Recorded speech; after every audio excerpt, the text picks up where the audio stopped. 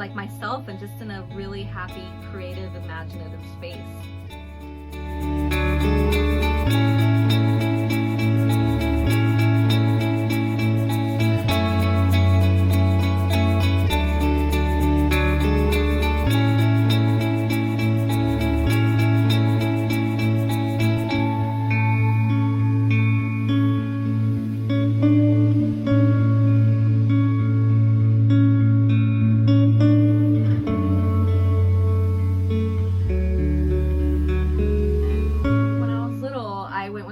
To a garage sale. We found some used paints and some brand new canvases that they were selling, so she got them for me because we couldn't afford to get, you know, brand new stuff. And I was like, oh, you know, go wild. She's like, go and paint.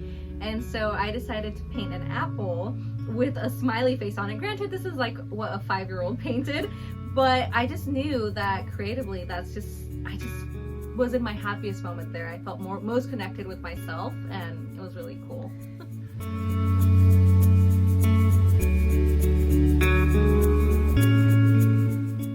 YouTube has been such a great resource to tap into, and you know, tutorials. I've offered tutorials myself on YouTube, so it's just incredible what you can learn through YouTube.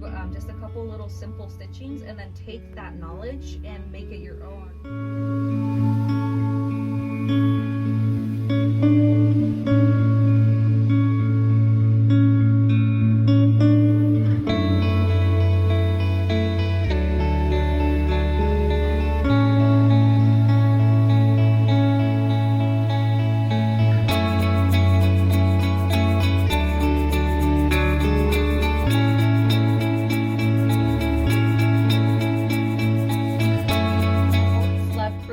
I think that's when I would be in school having art class or having something to do with creativity is where I thrived, and I would be the kid that would doodle on my notebook while we're taking notes. I'm self-taught. The only thing my mom ever taught me to do was how to mend something very simple sewing. Everything else I'm self-taught. And sewing, I basically only started this in 2018.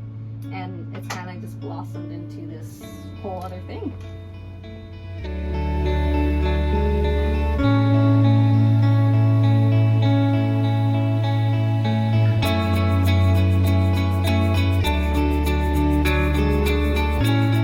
For the past 4 years, I've been doing vision boards. I used to start them off as like goals, like I would list goals, but it was very hard. It was kind of like I was working against myself. And now it's more of a visual thing. I always do a word of the year, and my word is pioneer, because I'm the first in my family to be doing what I'm doing.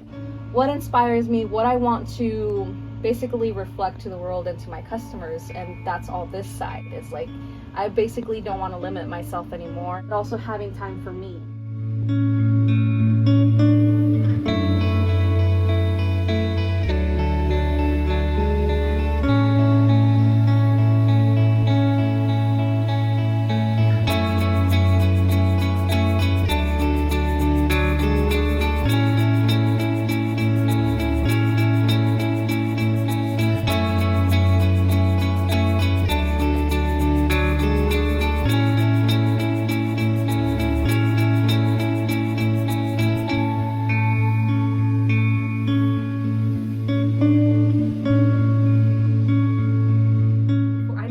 As a kid, so I was able to do a little bit of pottery for like maybe a month, and just learning the armatures for that 1 month was very influential to me. Besides that, I didn't really do any other training. Everything has just been hands-on and just allowing my brain to just come up with some really wild things.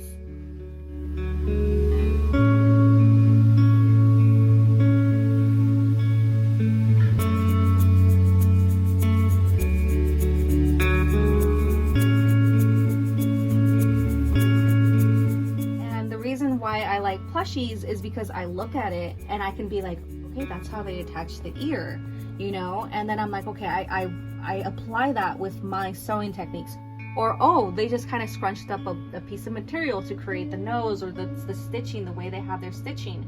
This is what inspires me. And the reason I have them in my room is not because it's cute or it's a plushie. It inspires me to be able to take that and make something like this.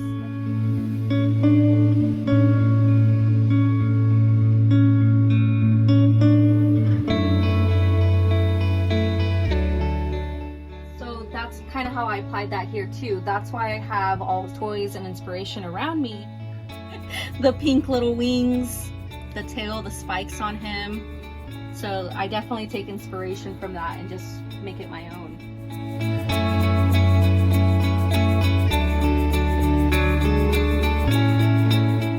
When I feel like I'm stuck in a rut, it's probably like a blessing and a curse. I like dabbling in all sorts of things. I paint, I mold, I felt, I sew. And so when I'm feeling like I don't want to keep doing a certain task, I go and create with something else with my hands. I paint or I mold, and that just sparks more creativity and more inspiration. Whenever I want to create, I have so many different ideas. I have lack of time, lack of arms. I always want to be creating. I just can't seem to shut it off. I'm always thinking of the next thing. My favorite part of the process when I'm creating is the completion. So when I made this thing, I just get this giddy feeling that I'm like, oh my God, I made this. I don't know how to explain it. It's just I feel like a rush.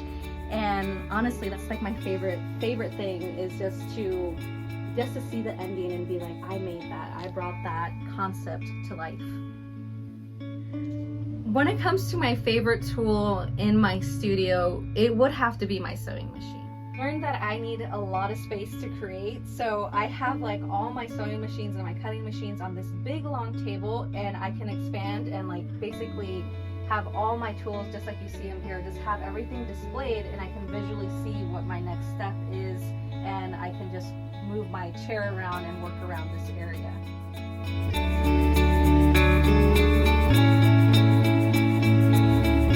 Something about my sewing machine bringing stuff together is just amazing.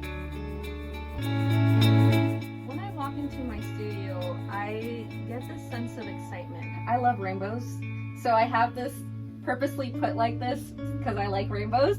I'm a visual person. If it's put away in a drawer, I will never use it. So that's why I have a lot of my tools out in the open. So I'm more likely to be like, oh, I could use that, or I get inspired to create something with that particular color thread. I get to do what I love, and it's surreal. It's like I'm in a dream. I want to pinch myself because this is what I do for a living, and what I've curated in my studio is what I love, and it just brings me so much inspiration and that whimsy and that curiosity. I mean, that's my name, Curiously Abigail. It's that curiosity to just explore what I have in what my friend calls my mini Michaels. I have basically everything that I need, so whenever I need to either glue something or put keychains together for my churros, I have that there. I have my needle felting all in one drawer. It's not pretty, but it works.